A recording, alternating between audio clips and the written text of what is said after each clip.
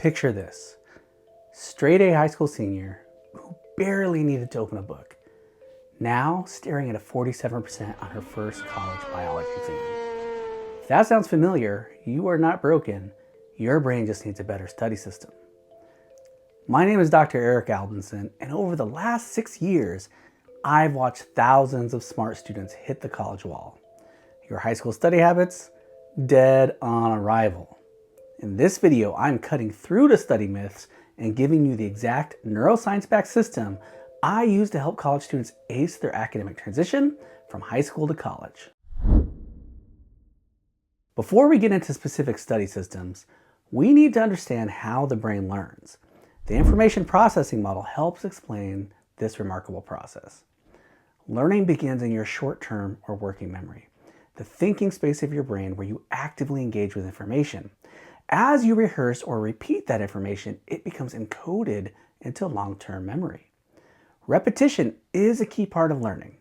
Hebb's law states that neurons that fire together wire together. When you think about something, a sequence of neurons fires and forms a loose connection. With continued repetition, those connections strengthen, eventually forming a dense neural network, or long-term memory. Here's the key. You haven't truly learned something until it's stored in long-term memory. Hebb's law helps explain the mechanics behind a much larger idea: neuroplasticity, your brain's ability to rewire itself. This is what makes learning possible. But here's the problem. Most students don't study in ways that align with how the brain actually likes to learn. You can think of neuroplasticity as the biological foundation of learning and growth. It's how your brain rewires itself to make learning possible. And that's where many students unknowingly fight against their own biology. Repetition is a part of learning, for sure, but on its own, it is slow and passive. It is the lowest form of studying. I call it feel-good studying. It feels productive because it's easy and familiar. It is definitely the most common form of studying in high school and in general, but it rarely leads to mastery and doesn't work very well in college. Repetition studying produces shallow recognition rather than deep understanding. It's a familiarity trap. Students believe they know the material, but during exams they can't recall it. They only recognize it. I can always tell when I'm working with a repetition studier. They can describe exactly where the information is in their notes or textbook, but when the test comes, they just can't retrieve it from memory. So how do you correct this? You test yourself. The testing effect focuses on memory retrieval, pulling information from your head without any prompts. This can look like whiteboarding, teaching the material to someone else, solving math problems without any notes, or simply brain dumping everything you know about a topic into a notebook. When you recall information without prompts, you naturally start to translate it into your own language and organize it in ways that make sense to you. That active engagement is what strengthens learning. Neuroplasticity also explains another powerful study strategy: spaced repetition. It's the opposite of cramming. Instead of trying to shove all that information into your brain at once, you spread your study sessions out over time. Each time you revisit the material, you're strengthening those neural connections.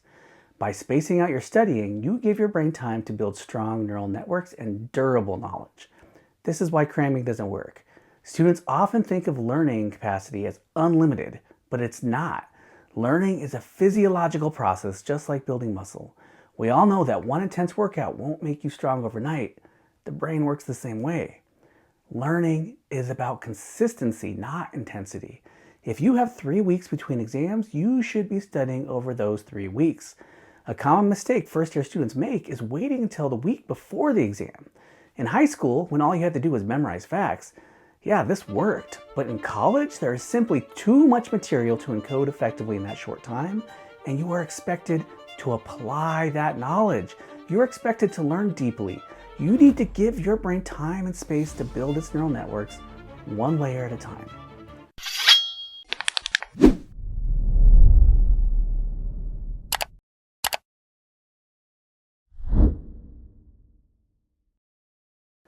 Now that we understand neuroscience basics, let's hop into our study systems. The core learning system. C, collect. Your job is to gather all the key concepts you're expected to know for your class. The key is to understand that not one source is comprehensive. A common rookie mistake is just to take notes in class and rely on them for your studying. In Intro to Biology, your professor might lecture from slides, assign textbook reading, use online quizzes, give videos. Each piece is part of the puzzle, and your job is to integrate them into one cohesive story. How do you know what's important? Look for the big ideas your professor keeps coming back to, the terms that keep showing up in lectures, slides, and practice exams. Don't copy everything word for word. Instead, summarize it in your own language. As you build your study materials, look for overlap between sources. If the lecture, textbook, and quiz all emphasize the same point, that's a clear signal that that information matters. On the other hand, if something shows up only once, ask yourself if it connects to the bigger idea or if it's just a detail that you probably won't need to know on the exam. When you try to study from each source separately, your brain gets overwhelmed. This is known as the split attention effect. When your working memory has to bounce back and forth between materials that are meant to be understood as one unit, you end up holding one piece of information in your mind while searching for another one. This wastes mental energy. Instead of learning the concept, your brain is busy stitching the pieces together and the information slips through the cracks. So your first task is to reduce the strain on your brain by combining all essential information into one organized study guide. And that brings us to the next step. Organize. Now that you've gathered all the key concepts, it's time to build your study guide. What you're really doing here is creating a mental framework, what educators call schema, and that helps your brain see how everything connects. Learning is clear thinking, and your brain thinks best when information is organized visually, spatially, and verbally. It needs to see how ideas fit together. When you start learning something new, begin with the basics, the core concepts, and map them into an initial framework of understanding. You can do this through mind maps, charts, timelines, or outlines. Once you've mapped how everything connects, you've built a foundation you can now layer new information onto. With each study session, you add depth and structure. Your study guide becomes a living document that grows alongside your understanding. Knowledge builds from simple, the skeleton, to complex, forming a stronger mental model of the material. The goal isn't to make it pretty. I often see beautiful, color-coded study guides that are really just rewritten notes. But a true study guide isn't about decoration, it's about thinking. It should show your evolving understanding, written in your own words, and organized in a way that makes sense to you. When you explain ideas in your own language, and you're not just restating information, you're rebuilding it in your brain, and that process is what strengthens memory and understanding. It makes it sticky. When your notes are structured this way, you're also reducing cognitive load, freeing up your working memory so you can think, not just copy. Cognitive load refers to the limit of your working memory, also known as short-term memory. The average person can hold only about 4 to 5 ideas in mind before their thinking starts to strain. When you push past that, your brain will literally drop everything. That's why you sometimes walk into a room and forget why you're even there. You have overloaded your mental workspace. So one of the keys to studying effectively is to avoid overwhelming your brain by chunking information.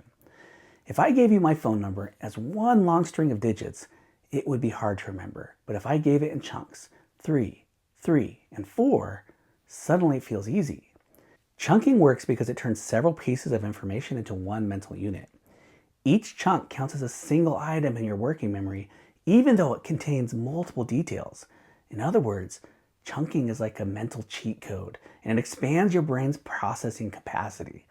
Your brain is a pattern-finding machine, and when you group related information into chunks, you're turning random data into an organized structure, something your brain can recognize, rehearse, and store more efficiently. My favorite way to do this is through outlining. You take 4 or 5 related ideas, group them into a bucket of information, and then nest those buckets within each other. Think of it like your computer's file system, folders within folders, creating a branching tree of knowledge that lets you find and retrieve information quickly. When you have a longer list or sequence to memorize, that's where mnemonic strategies come in. Acronyms, acrostics, or even little songs that can help you remember long lists. Those memory tricks absolutely work, but you can't sing and dance your way through an entire exam. The real power comes from combining them with chunking, breaking information into meaningful parts and nesting those chunks like Russian nesting dolls. That structure gives your brain an organized path to follow, making learning more efficient and far less overwhelming. By the time you're done with your study guide, you should feel like you created a master key to your course, a single place where all the scattered pieces of information come together into one clear picture. You've reduced your cognitive load, built a strong schema, and created the foundation for the next step, turning that knowledge into long-term memory through retrieval practice. Put everything away, your book, your notes, your slides, then try to recall the information from memory. No cues, no crutches, just your brain doing the work. That simple act is called memory retrieval, and it's the heart of one of the most powerful findings in learning science, the testing effect. You don't learn best by rereading or highlighting. You learn by pulling information out of your memory, the same way you'll need to during an exam. Every time you do that, the neural pathways that store the knowledge grow stronger. You can test yourself in all kinds of ways. Grab a whiteboard, use a blank sheet of paper, or explain the concept to a friend.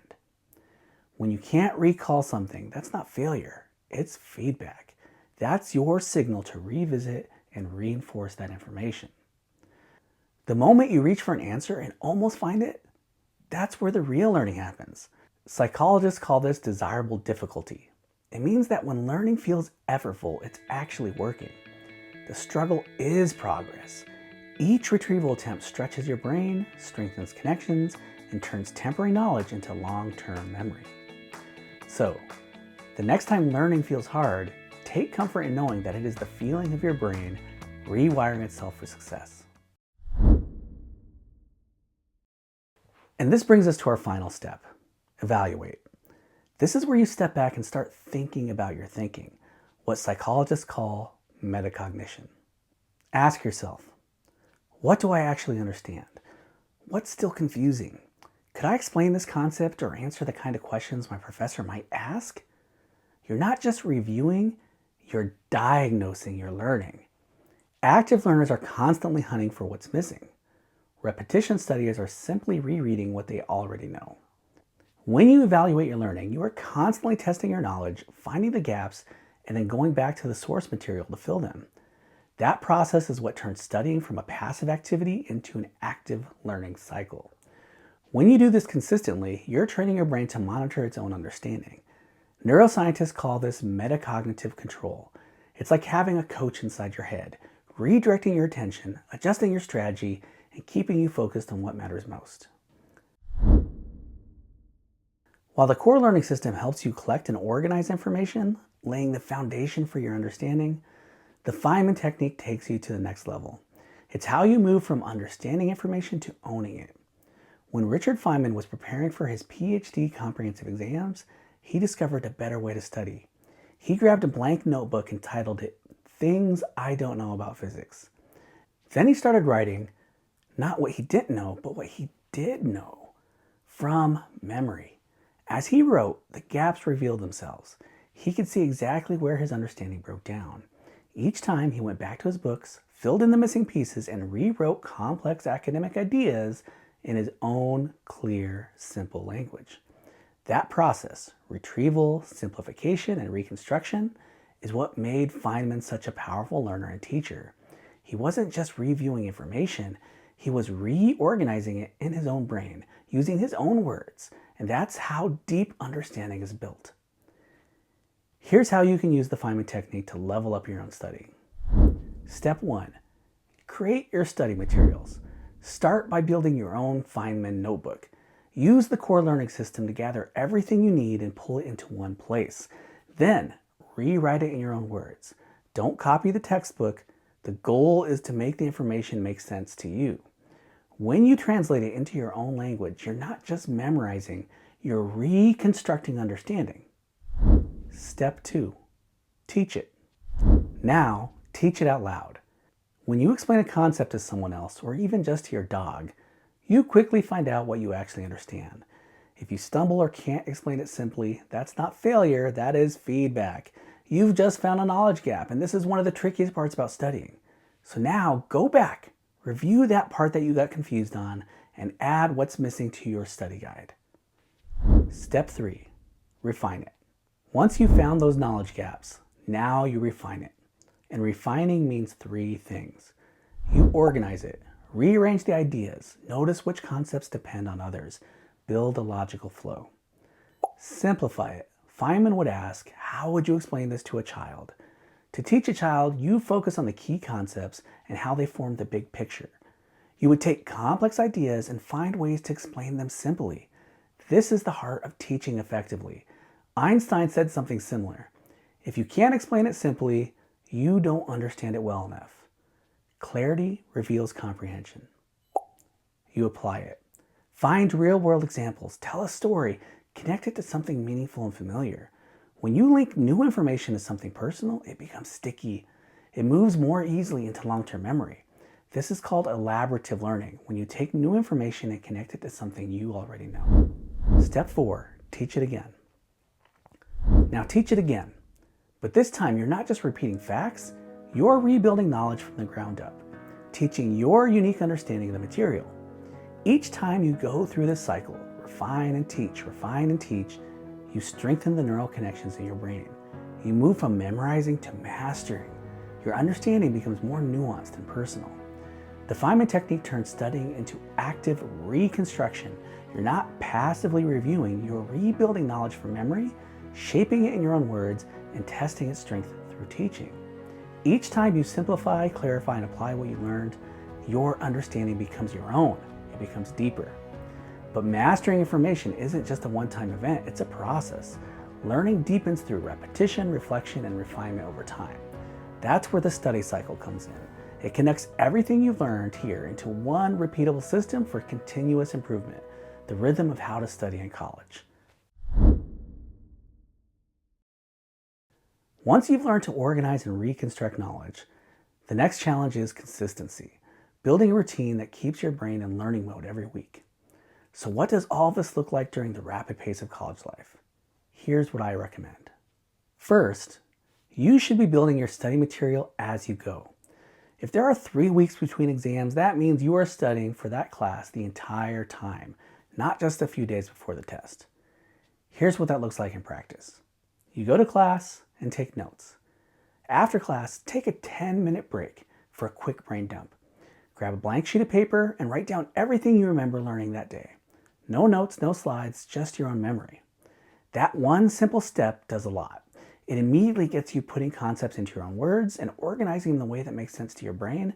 And most importantly, it helps you spot what you don't understand yet. Now, when you sit down to study, pull out your brain dump and fill in the gaps. Add the missing information, clarify confusing parts, and start shaping the content into your study guide. By the weekend, your goal is to finish your study guide for that week's material. When week 2 starts, you repeat the same process. Go to class, take notes, do your brain dump, fill in the gaps, and keep adding to your study guide. Now you can begin memorizing and testing yourself on week 1's material while you're building week 2's. You're building a living, growing document of everything you've learned. When week 3 hits, you're heading into exam mode. At this point, your study guide should be about 90% complete. Maybe a few lectures still to add, but now your focus shifts. You move from collecting information to retrieving and teaching it. This is where the Feynman technique and active recall takes center stage. You should be able to pull most of your study guide from memory. Teaching the material out loud, whiteboard it, talk it through with the classmate, go to review sessions, take practice exams. The final stretch is about studying in the same way that you will be tested. That's the study cycle. You start by collecting and organizing, and then you finish with retrieval and teaching.